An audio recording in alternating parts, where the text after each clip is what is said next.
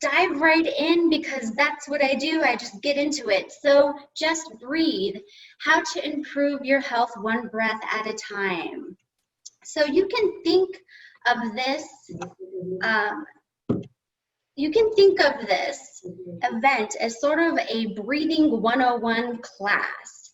We will be discussing the power of breath, how important it is, and how breathing changes our physiologic changes in our body, and also how it changes the way we think, our psychology. It's amazing. Also, I'm gonna be teaching you tools and techniques and stretches and exercises on how to become a better breather. So really, really good information there. Lifestyles, tools, and techniques. Learning how to be comfortable in a mask, how to breathe comfortable in a mask. This is our temporary new normal, and we really just need to be very comfortable with it. So, first, I want to let everybody know that in some form or fashion, your breathing is just fine. It's got you here so far.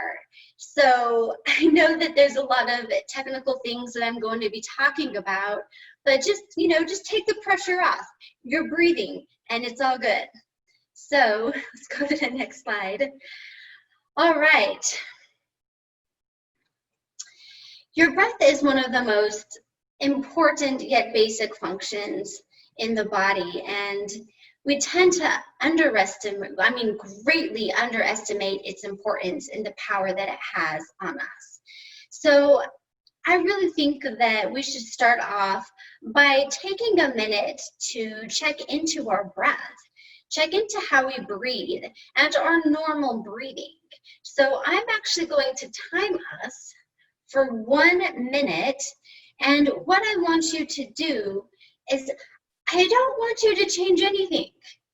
I want this to be your normal way of breathing, but I do want you to make some mental notes on what that's like. So it could be like, I'm breathing, I notice I breathe through my mouth or through my nose. I notice that I tend to move or fidget or whatever it is that comes with breathing.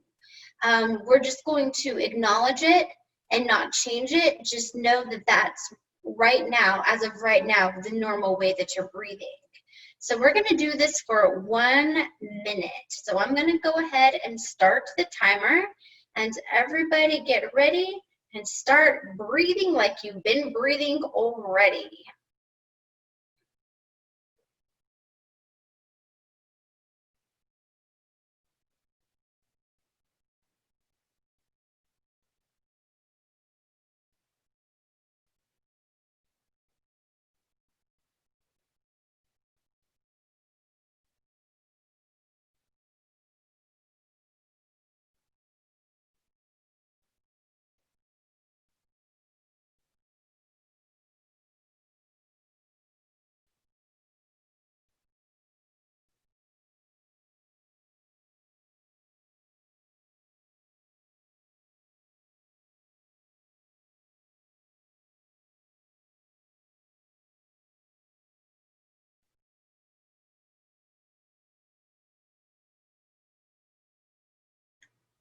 3, 2, 1, and it has now been 1 minute.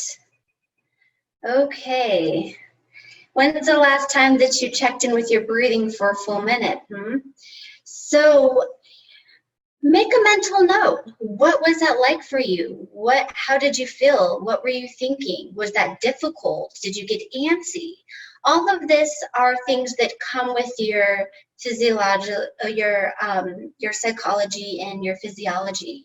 So I noticed for me that when I check into my breathing, I all of a sudden can feel my heartbeat. And I know that might sound weird. I don't ever think about my heartbeat, but when I check into my breathing, I can feel it. So I always thought that that was quite interesting. And, I think everybody has their own things that they were feeling for them. So keep a mental note in the back of your head. All right, we're going to go ahead and move on now. All right, so some really cool things here. Some things that we may not even think about. Breathing's involuntary and voluntary. Wow, okay, so like I said, so natural, we don't even think about it. When we're born, one of the first things we do is breathe. We don't think about it. Nobody taught us. We just breathe. This is a very involuntary reaction. Same thing goes if perhaps you got scared. Somebody scared you. I don't know. My kids play pranks on me a lot. They love to scare me. And you kind of gasp, like, or something scary happens. That's automatic. So these are all automatic responses. On the other hand, breathing can be completely voluntary. We hold our breath underwater.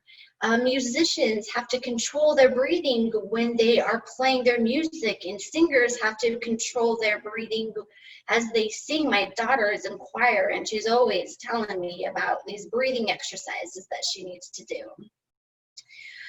We can manipulate breathing as mindful breathing. When you start to check in with your breathing, you start to change it, or you can manipulate it in different ways that we'll be talking about later on. So these are all ways that we can switch from involuntary to voluntary. And what happens here is we get these signals from our cortex part of the brain, which is the front part of the brain here, and it overrides the autonomic nervous system. It overrides some of that involuntary responses that we have. And so why is that important? Well, let's get into that.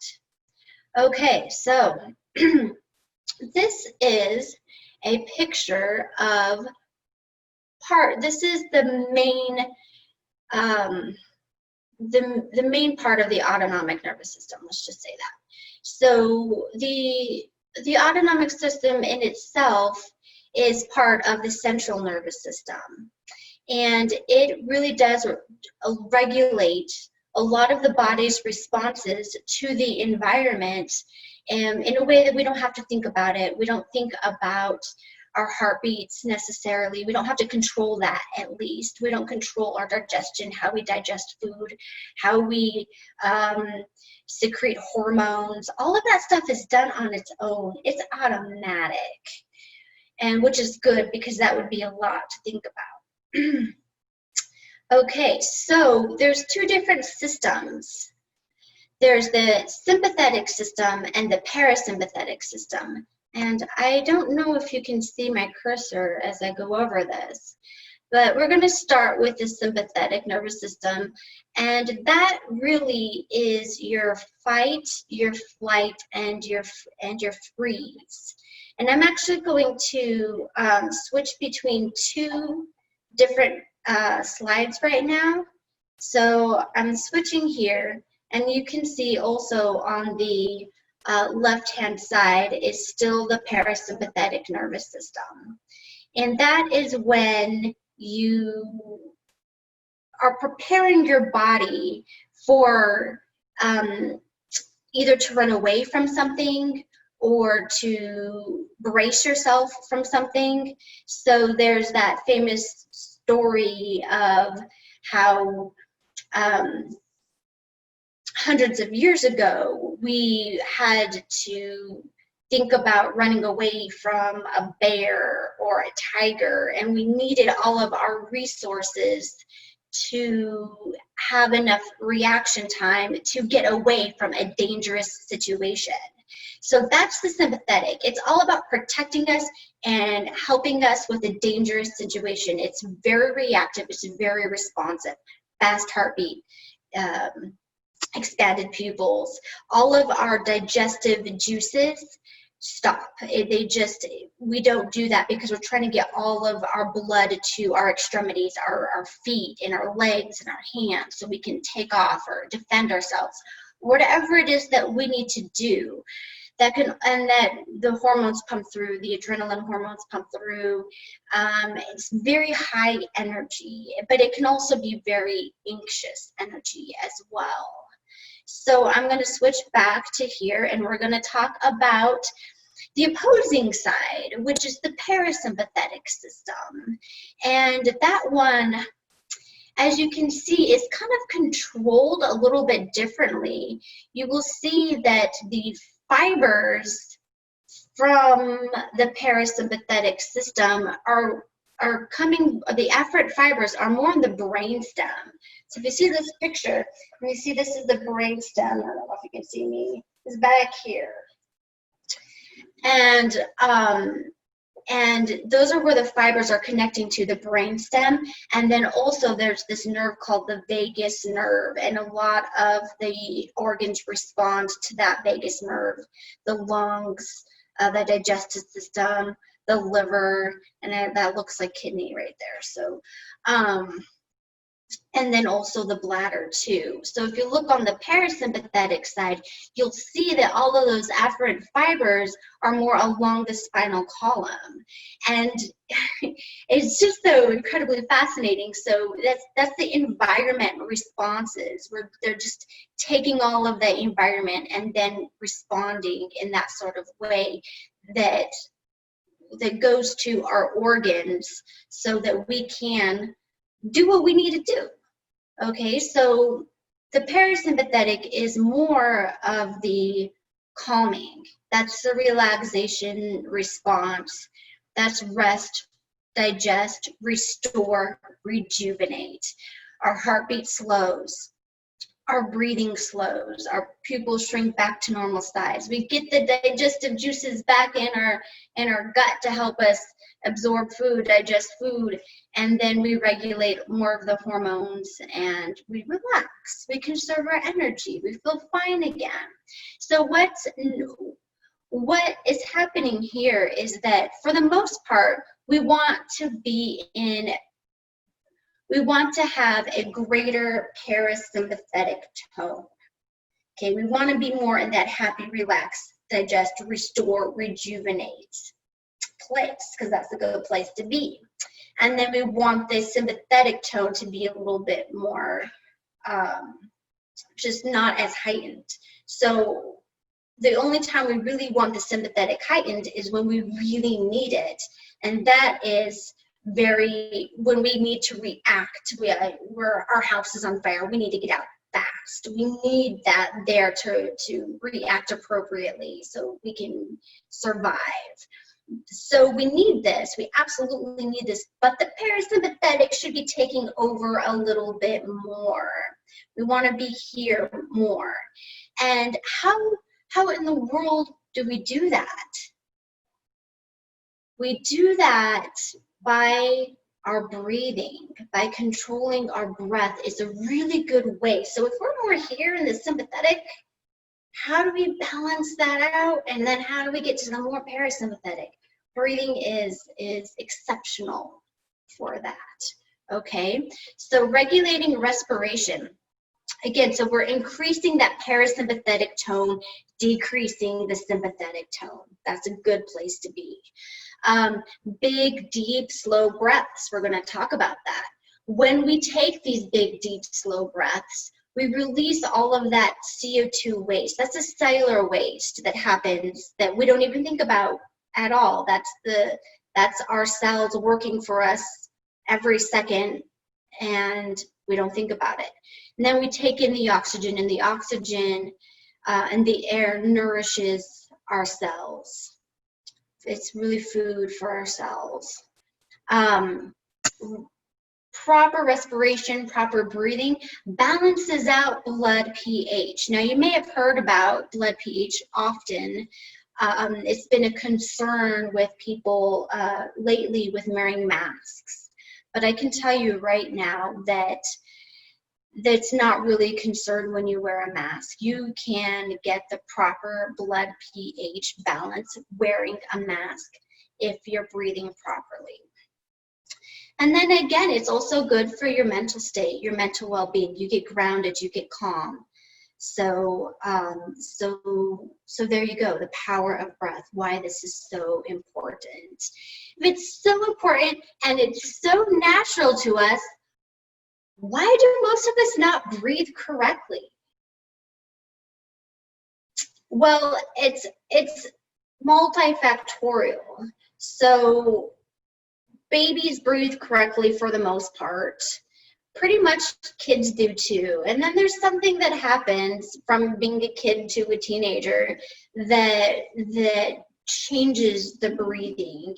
And it's usually not one thing. It's usually a series of mini traumas that happen that slightly changes the way we breathe. And that's why we don't notice it. We don't notice it for breathing differently. So being sick, and that's quite obvious. You know, if you're sick, you can't breathe right. Allergies are the same way. Asthma, same thing.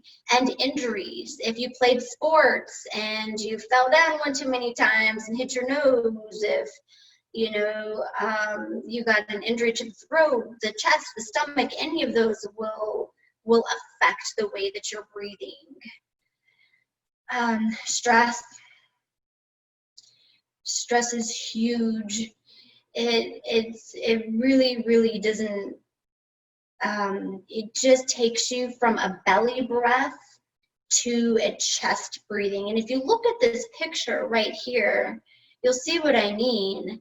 So this man's shoulders are more up to his ears, and he's puffing out his chest, and he's actually sucking in his stomach. So he's taking a deep breath and he's going like this. And then sometimes if you're really stressed out, you just kind of tend to hold your breath, and all of a sudden this is like the way that you walk around. So that happens often. And then a sedentary lifestyle, and that's the poor posture, that's the muscle fatigue that happens when sitting down a little bit too much, and that's more like this sort of hunching over motion. So that's why many of us, most of us, tend not to breathe correctly. Okay, so here's another picture of shallow breathing, and that was that guy that we just saw who was like, ugh. Okay, so the shoulders rise up to the ears, and then the chest lifts. So when they breathe, it's like, so if that's happening, you're going to get some neck pain. You're probably going to get some shoulder pain because it's this constant, and I'm over exaggerating because you'd be like, yeah, I know if I'm doing that. It's this chronic constant thing that's happening. So you might always be here and you don't really know it. Okay, and as you can see in this picture, not a lot of air is going in. It's only going into like the upper top lungs. And there's no movement in the lower rib cage. And by the way, that green line, that's the diaphragm. And the diaphragm is not moving in this picture. And it's proper breathing, the diaphragm should be moving. So it's kind of like a vicious cycle. This promotes the fight, flight, or freeze. This always kind of keeps you in an anxiety state because you can't quite get enough breath in, and that can make you more anxious and more like, oh, is there something in the environment that I need to be worried about? So that's the shallow breathing that I'm talking about. That sends you into the sympathetic nervous system state, which again, we don't want to be there all too often, only when it's really important. Okay, diaphragm breathing. So here it's kind of like the flip side. There's little movement in the upper chest, very large movements in their rib cage. And I mean, just look at that flexible rib cage. That's just amazing. But that's what's needed and intended so we can take in those big, deep breaths. And I am going to show you how to do that, how to loosen up the rib cage a little bit and get some flexibility in the thoracic region so we can take these really big, deep breaths.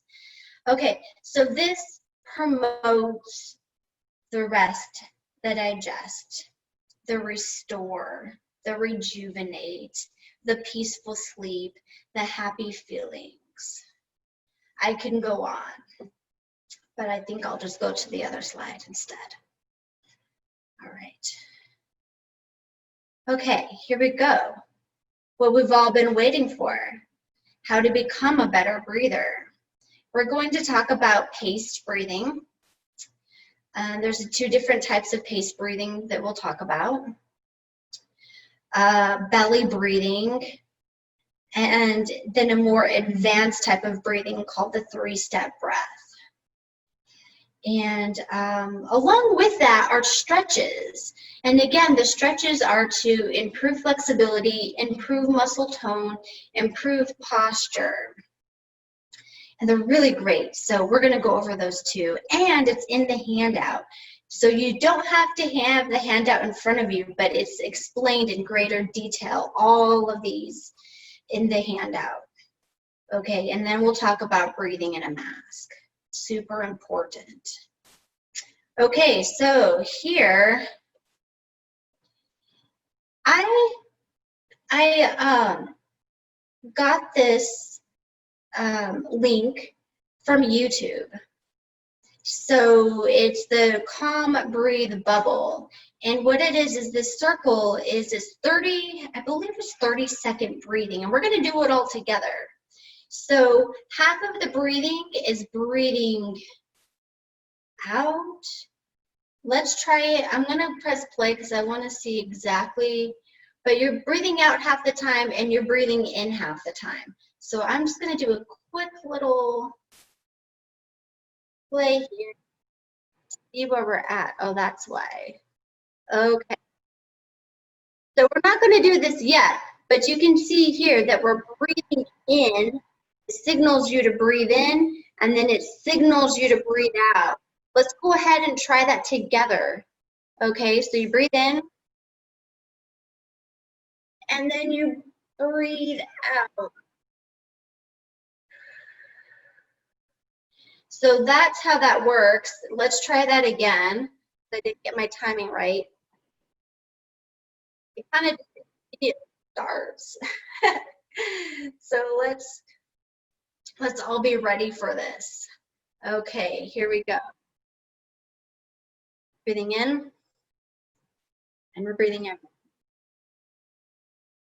So this bubble is signifying expanding the rib cage, expanding the belly, and then breathing out is contracting the rib cage, diaphragm, and belly. Breathe in. Out.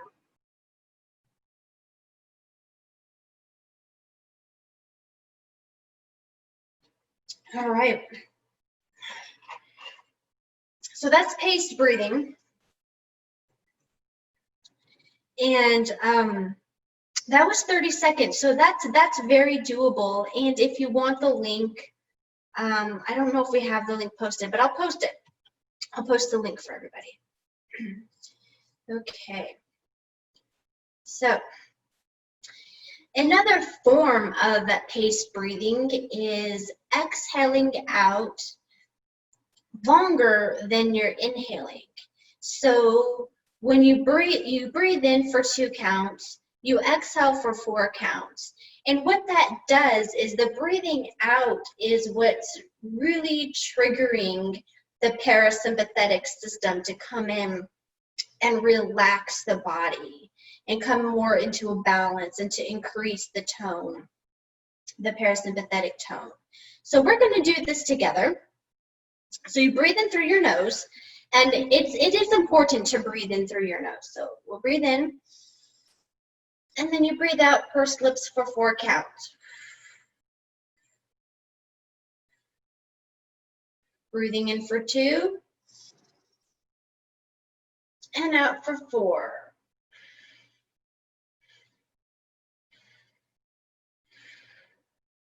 And there you go. So if that was a little bit challenging for you, you want to stay with the paced breathing, the bubble breathing, and this one. So this is in the handout, and it's explained in detail in the handout. But really, I would really love for everybody for their goal is to be here, at least be here, because this is where a lot of our power comes from our belly, you know. And I'm sure that you've heard this in many different instances, you know, there's the core, you know, you need to have a strong core. And then there's also, you know, power comes from the belly and all of that. So, and so does the breath. So you want to focus on expanding. When you breathe in, you want to focus on expanding out in your belly, like in your belly. So you want to put your hands on your belly, somewhere a little bit below your belly button. And then when you exhale, so you want to press in your belly and you want to contract your belly and exhale. So let's start with the exhale. Let's do that together. So you're exhaling and you're contracting your belly. So you're kind of sucking it in like that guy's doing. And then you breathe in. And when you breathe in, you are visualizing all of that air going into the lower belly. And then you breathe out. And you contract, contract, you contract. Breathe in. And this is a good way to practice belly breathing. Now, you don't want to breathe normally like that because people are going to think like, what is this lady doing? But it's a good way to practice belly breathing. And then when you get the hang of it, you'll start to naturally do that on not such an exaggerated level. But we do this to practice, to really understand that we need our bellies for breathing. And what's really cool is that we're using our abdominal muscles as well. We're using our low back muscles, and we're creating that muscular tone. So there's a lot of good things going on here when we belly breathe. So this is the most advanced in the handout. And this is called the 3-step breath. And there's 2 different ways of doing it, but we're going to continue with breathing from the belly. There's an extra step before that, though, and again, this is in the handout, and I'm wondering if I can move. I'm hoping that you can see me a little bit more because you kind of need to see me for this one. I'm wondering if I can just cut off my head there. Okay, so you want to bring attention to different parts of your belly. Your thoracic. So here we're going to bring attention to our belly, our diaphragm, and I'm going to definitely move this. Okay, so you want to place your hands here on your belly, and you're just going to breathe.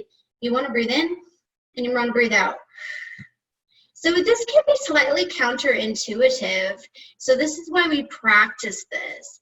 And I'm pushing out my belly, and I'm pressing it back in, and I'm just exaggerating this movement so you can really see what this looks like. And then I'm going to bring awareness, here, let me move this again. Okay, I'm going to bring awareness to my rib cage and to my diaphragm. And I'm actually expanding out, and I don't really know if you can see that, but I'm expanding when I breathe in. And then I'm going to bring awareness to my upper chest, because a big, deep, full breath, you are going to fill up the entire lungs, which means you do move your chest. So you want to bring awareness to these 3 parts, which is why it's called the 3-step breath. So you start with your belly and you breathe in with the rib cage, and then we're still breathing in nice and slow all the way up to the upper chest, and then you breathe out. Chest, diaphragm, lower belly. And you do this several times before you start breathing regular and normal again. And this really helps solidify in your consciousness deeper breathing. So you might say, well, that's all well and good, but I don't know if I can take these really big, deep breaths. That seems a little bit difficult. I feel very stiff. My back hurts. My neck hurts. Well, we're going to talk about that next. So here, oh, let me go through this slide first. Okay. Breathing, we've talked about this, but I put the slide in here because I really want everybody to understand that it does help with anxiety. It's great for anxiety, great for brain fog, low energy, high blood pressure. We're going to talk about a really good breathing tool for high blood pressure a little bit later on. And muscle fatigue, sluggish digestion. It's good for all of this. So you see this guy sitting in his chair, sort of hunching over with his laptop. And even though none of us want to admit that that's what we're doing, we're doing it. So you can see here, just by looking at him, you know his neck and back has to hurt. And being hunched over like that, it's putting a lot of pressure on his stomach. He's probably not having the best digestion. He probably has, you can tell that he has muscle fatigue because he's not standing up, sitting up straight. So there's a lot that goes with breathing, and it really kind of takes over a lot of your lifestyle activities, because you cannot breathe properly in this situation, sitting in a chair like he is. It's not going to happen. You can't do it. So you will find yourself, when you practice these breathing techniques, you will find yourself sitting up straighter, and you will hopefully find yourself in a little bit of less neck pain or back pain, and I've heard of that happening. So let's also talk about why stretching is so important in your breathing practice. Okay, so this is a modified chair cat-cow. And I love this exercise. If you've been in my office and we've talked about breathing, you know that I've had to do this exercise. And I'm going to see if I can move my chair. All right. I'm going to move my chair so hopefully you can see me. We're going to do this exercise together, right? Okay. We're going to start off on an exhale. So when you exhale, the chin goes to the chest and the navel goes to the spine. So it is, you're very much contracting your abdominals, pressing your abdominals to the back. And you're rolling your shoulders forward. So you're getting a nice stretch in here. And then we're going to lift the chest up, breathe in, and relax the belly as we squeeze our shoulders back, as we lift the shoulders. So let's do that together. We're going to go ahead and exhale, chin to chest, shoulders come forward, navel to spine. And then on the inhale, we're going to look up, we're going to gently squeeze the upper back, and we're just going to relax the abdominal muscles. Exhale, chin to chest, rounding the shoulders forward and navel to spine. Inhale, sitting up straight or even slightly looking up, relax the belly, squeeze the upper back. So what we're doing here, and you can see in this picture, is that we're getting spinal flexion and extension. Now if this side of my hand here represents my spine, okay, so I'm flexing and I'm extending and I'm getting a lot of range of motion within my spine. And that's gonna increase muscle tone, that's gonna increase circulation in the whole body just by doing those breaths with the stretching. And it's also gonna open up the rib cage as well and increase tone in the abdominal muscles. So this is brilliant. And you don't even have to get up off the chair if you feel very fatigued and you want to start doing these exercises. So that's the beauty of it. Okay, here again, we're gonna be stretching the rib cage. When we're here and we're sitting down, we're lying in bed, we sit, everything just kind of gets a little stuck.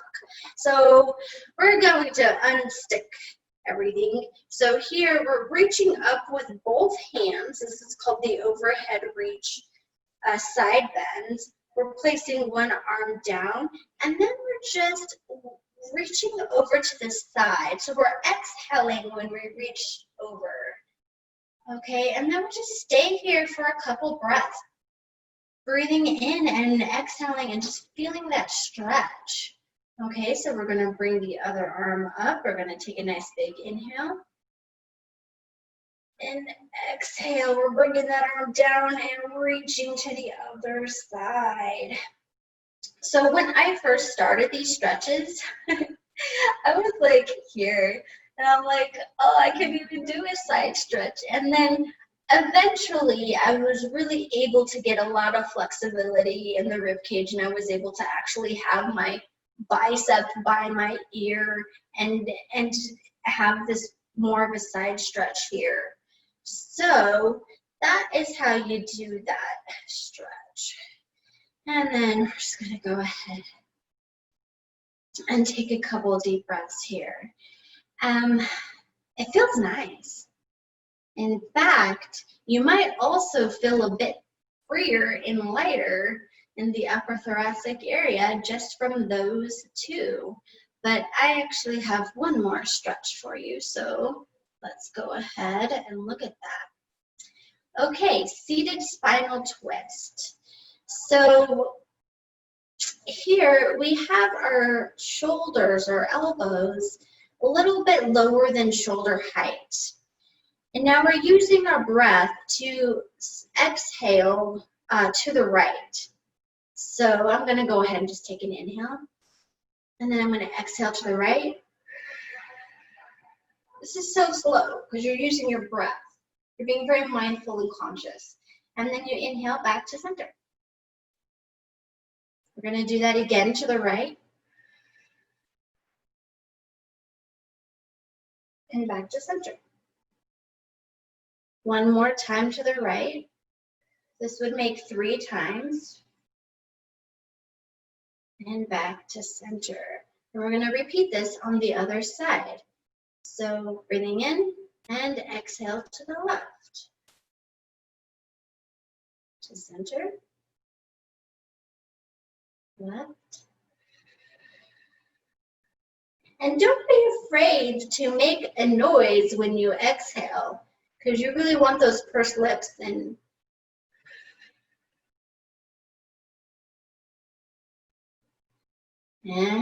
there we go. Go ahead and relax. I like to shake. I always call this shaking it out. And if you attended my exercise classes, you really shake things out a lot. Okay. And then you repeat that on that side and that side.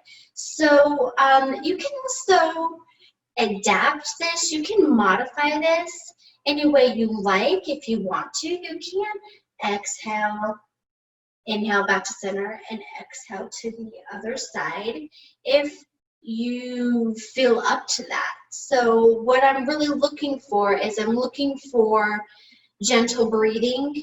I'm looking for moving with your breath and being very gentle and listening to your body. So there you go. There are more stretches in the handout. They're a little bit more advanced. So I'm not going to get into that today, but I am going to show you what they look like. So here's the cat-cow on the floor. This is the more traditional cat-cow. And then here again, we have the overhead stretch. This is standing. Again, it's a little bit more advanced. And then the reclined spinal twist, which is great. However, you want to make sure that this can only be done with people who haven't had a back surgery or rods in the back or anything that involves a significant injury to the back. This one you got to be a little bit careful of. I would recommend just the seated spinal twist. All right. Well, I hope everybody's doing well. I don't know. I mean, in my exercise class, I would have everybody take a drink of water. So let's go ahead and just have a quick little sip if you have water around you, which I hope you do.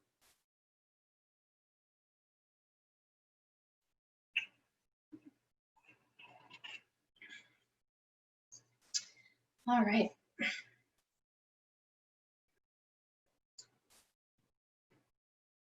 Okay, so now that we spoke about the power of breathing, how healthy it is to breathe properly, stretches and techniques we can do to improve our breathing, that's all fine and well.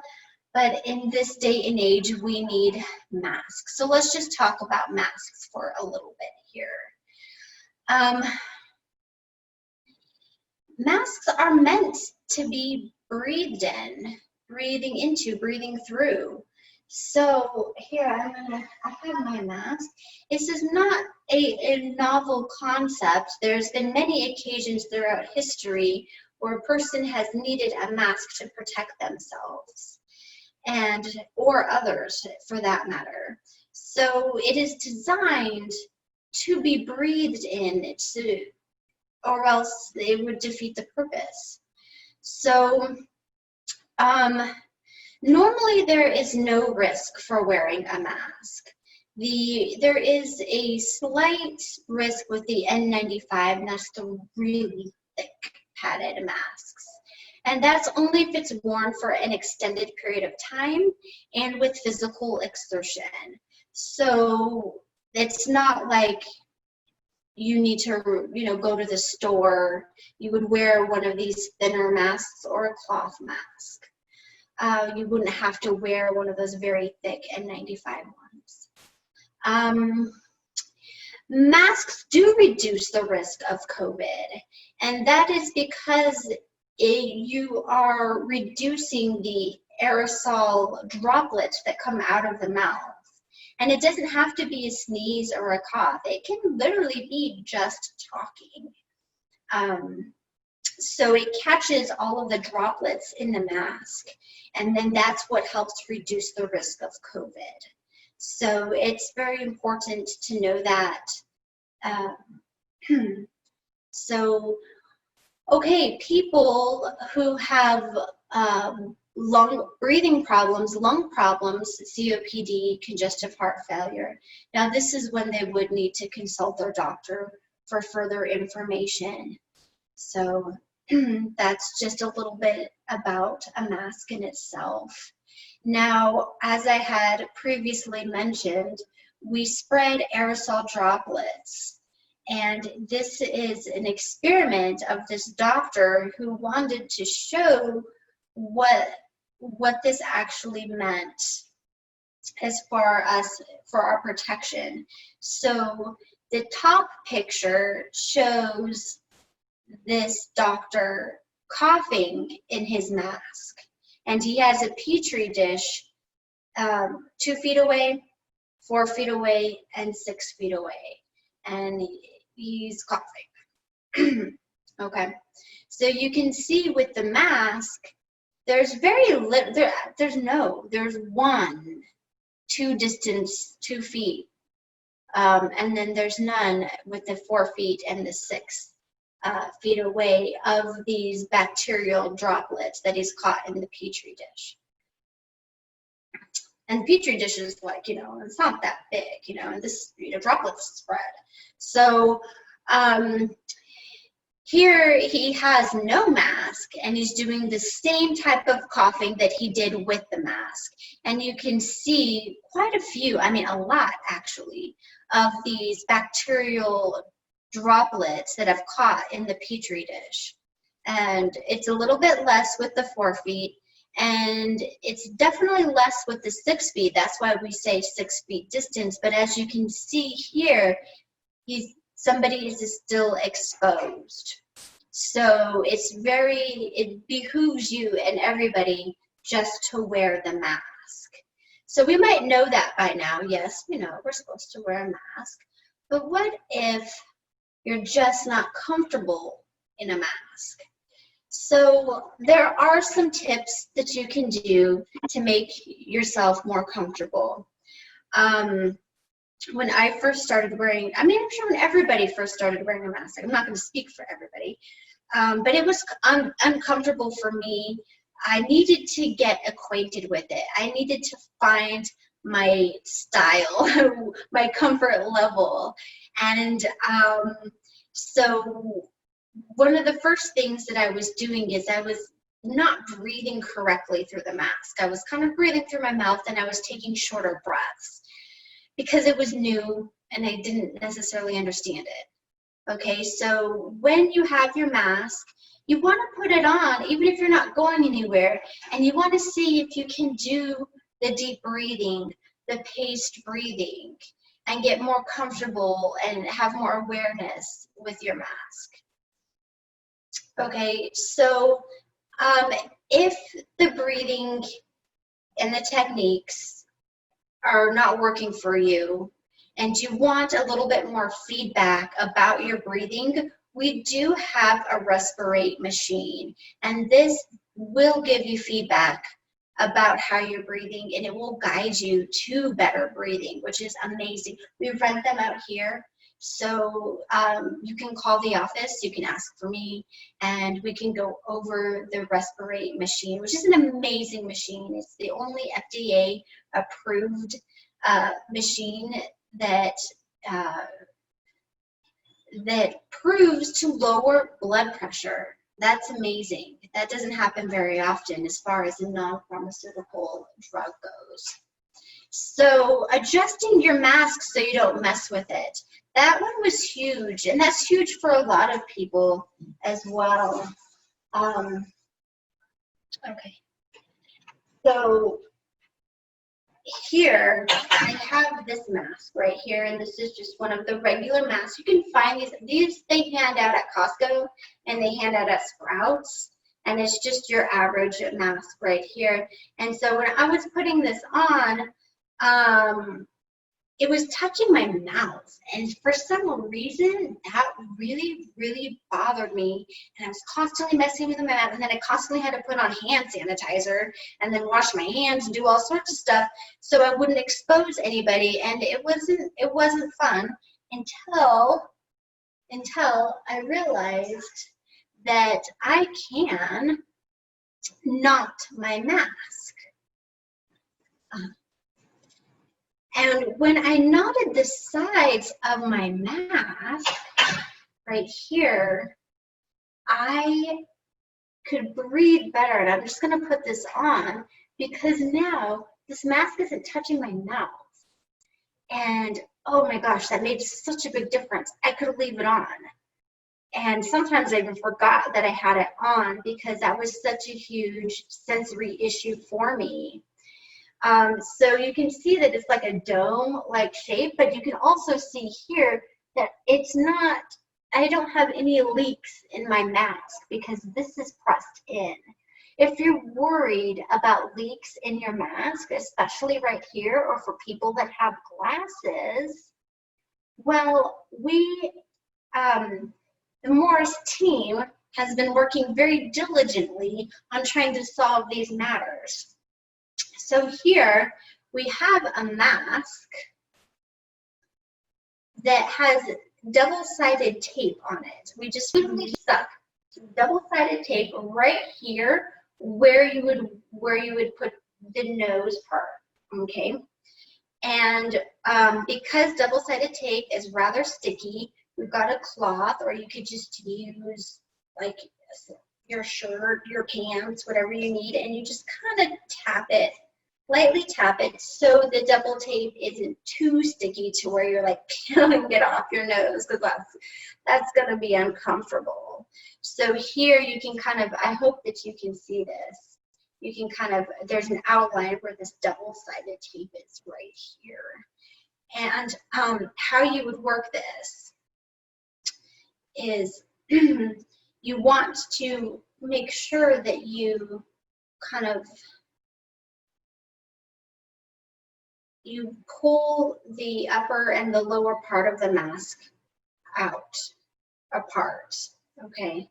Then you pull this on your nose, and then you kind of just make sure that you're pressing in. Now, if you have glasses, you want to make sure that this ridge right here is up high enough, and then this double tape is sealing it in. So when you put on your glasses, you're not going to fog up your glasses. Okay, so that's quite important, is to make sure that this is sealed in and it's high enough, and then you put your glasses over this right here, not under. Okay, and that gives you a really nice seal. Now, for me, like I said before, I have a very thin face, so I knot mine right here, and that helps seal up any other gaps, and it provides me a little bit of extra breathing room, and I don't have to touch my mask. Okay, so these are tips and techniques that you can use to to make sure that you're not messing with your mask. And we actually have one more thing. I think this is pretty ingenious here.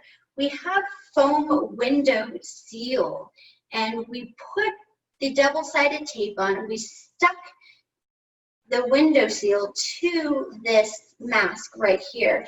And this also helps people that have glasses or just have trouble fitting their masks. If you have trouble fitting your mask, it's a really good way, and it's actually quite comfortable. It's like this foam pad, and I'm going to show you this bag and what it looks like. Oh, baby. Okay, there we go. So this is what it is, and this is foam window seal, and we kind of doubled up on it. There we go, right there. Oops.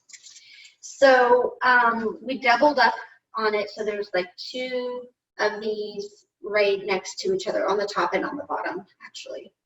And so it's quite comfortable. And this is a really good way to keep your mask on, to feel good in your mask, because that's the most important thing, is you need to feel good in your mask, comfortable enough, and be safe enough to run all of your errands and not have to worry about it. Now, with me, again, I knot my mask. So I'm going to see if I can do this here for you guys right now. I just take, oh, this is on the YouTube, the Morris Health YouTube. I posted a video about how to knot your mask. So it's there, and the lady explains it so well. So if that's something that you're wanting to do, that's fine. And I'm just going to show you this one because it's very easy. It's very simple. It takes no time at all. And there's my knot. And then I can just open it up like this, and I put it on, and it just hooks right over. So there's tricks, there's techniques, there's tools. You can call the office, and we will be able to help you with your mask. Please call us so we can help you with your mask. I implore you. Okay, so we have, I know that it's 4:30. This is the last slide right here. Okay, being in your mask. We've already talked about how to adjust your mask to fit your face. And again, you can look through the Morris Health YouTube videos. You can call us, and we will help you. There I have the double-sided tape, knots in the side of the mask, which I showed. And here's a couple of interesting things that I really, really like. And you kind of feel hidden, like in your mask, like, who are you? Why my face is all masked up? So it's very important to maybe do extra friendly gestures when you have your mask on, because I'm smiling right now, but when I have my mask on, I'm smiling, and yeah, like, okay, she's smiling, you can't tell.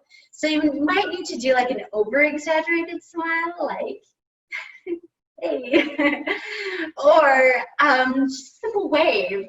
So if you're, and I've been doing this a lot too, like, hey, how you doing, you know, or hey, nice to see you. And it just gives you your presence back. If the mask has sort of taken away your presence in any way, shape, or form, you can get it back by doing these simple extra things, you know, to these gestures that can help you and help your personality shine through, even while being masked. So I hope that this was helpful for everybody, and we are done with the presentation.